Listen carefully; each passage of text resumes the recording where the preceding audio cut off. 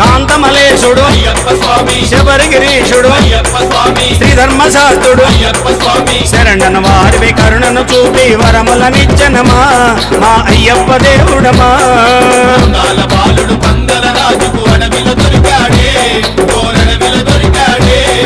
బుడి బుడి అడుగులు వేసుకుంటూ పడి పూజకు వచ్చాడే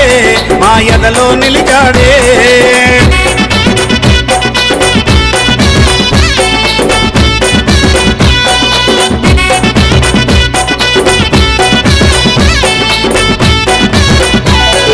శాంత స్వరూపుడు